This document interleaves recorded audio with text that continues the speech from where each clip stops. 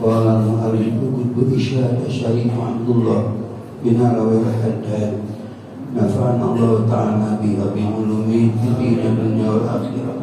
Amin ya rabbal alamin. Lama nasabah faman nabi wa yusallu mursalin wa malaikatul muqarrabin wa aghnina bi'ilmi sayyidina bi'ilmi wa bittaqwa wa jamilna bil'afiyah ya arhamar rahimin. Wa qadar antusamihahum fi tarki wajibin awirtikabi muharramin waduhum ila ma fihi najatuhum wa sa'adatuhum fid daril akhirah. Jamaah maulid al-jibai yang dirahmati Allah subhanahu wa ta'ala.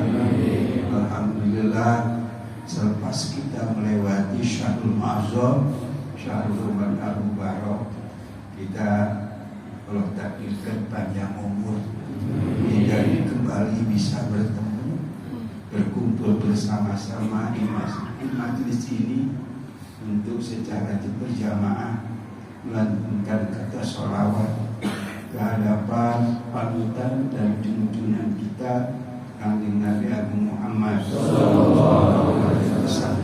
Mudah-mudahan semua apa yang telah kita amalkan Allah takdirkan menjadi sebuah amal ibadah yang berkah. Pengajian kita masih dalam bahasan mengenai rakyat.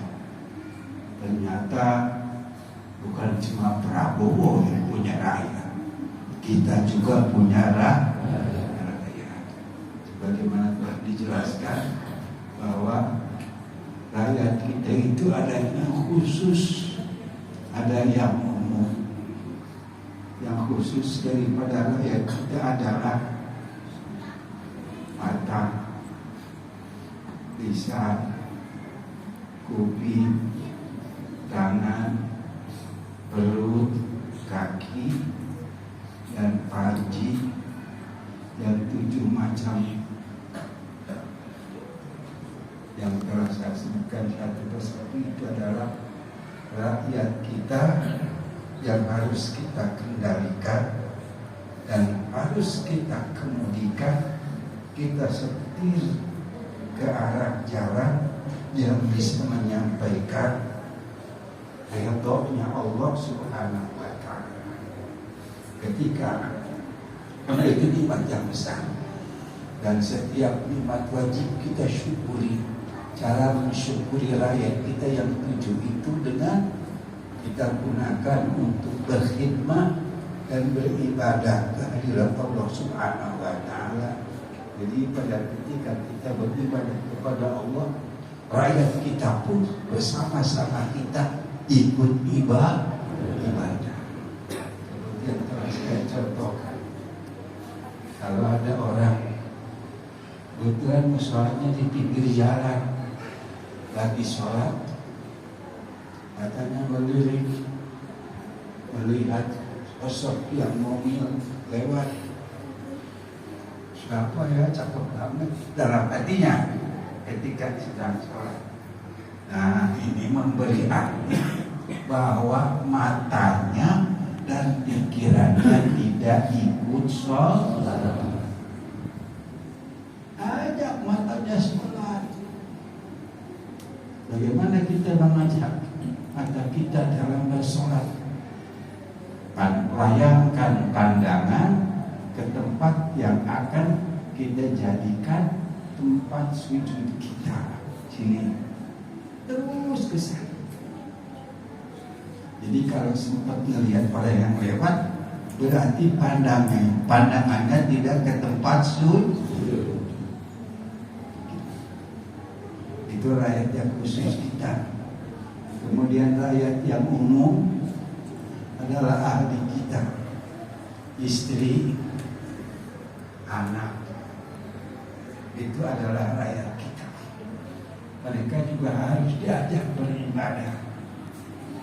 Di sini dikatakan bahwa takutlah kamu akan bermurah hati kepada mereka, takut daripada bermurah hati kepada anak dan cucu kita, kepada istri kita, karena mereka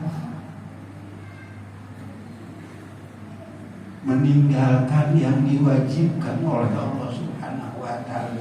Jangan sampai terjadi seperti ini. Kebetulan perawannya kan kerja di pabrik, pulang jam 3 pas subuh. Kata emaknya, "Pak, anak kita belum sholat." Kata bapaknya, bapaknya juga kesian kan, pas dia lembur, pas dia habis lembur, akhirnya anaknya nggak bangun subuh, nggak sholat subuh. Itu namanya musamaah kepada anak di dalam meninggalkan kewajiban Allah Subhanahu. Jangan sampai seperti itu. Namun untuk sholat subuh atau di dalam lakukan perbuatan yang sifatnya maksiat kepada Allah, jangan kita bermurah hati kepada mereka.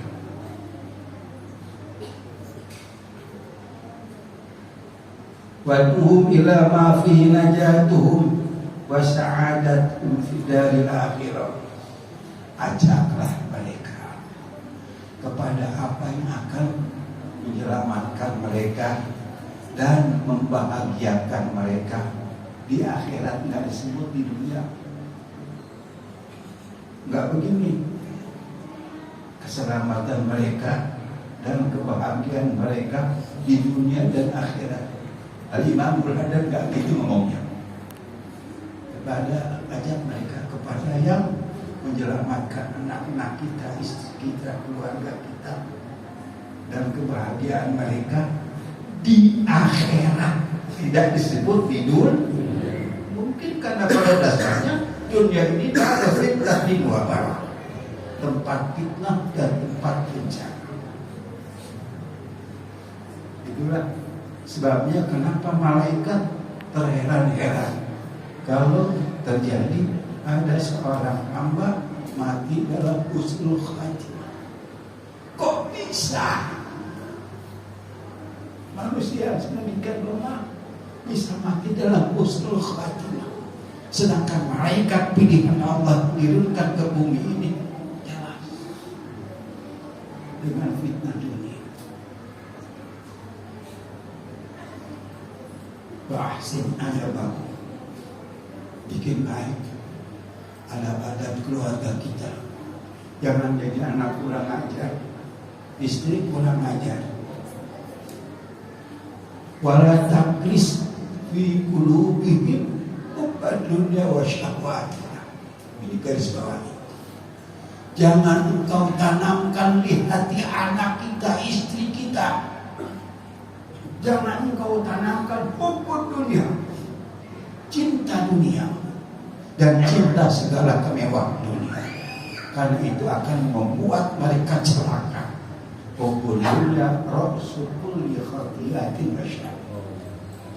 Materialistis dan cinta dunia itu adalah pangkal dari segala kesalahan dan kejahatan. Orang karena hubbud dunia berani membunuh sesama temannya. Bahkan orang karena hubbud dunia bisa membunuh orang tuanya sendiri. Nauzubillah. Mudah-mudahan kita Allah berikan taufik dan hidayah, kita bisa membawa keluarga kita ke jalan Allah Subhanahu wa Ta'ala. Besok manakala ajal kita datang menjemput, mudah-mudahan semua kita Allah matikan dalam husnul khatimah.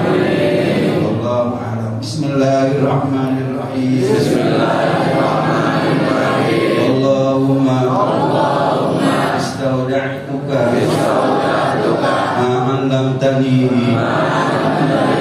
fardudu ilayya inna hajati ilaihi la tansani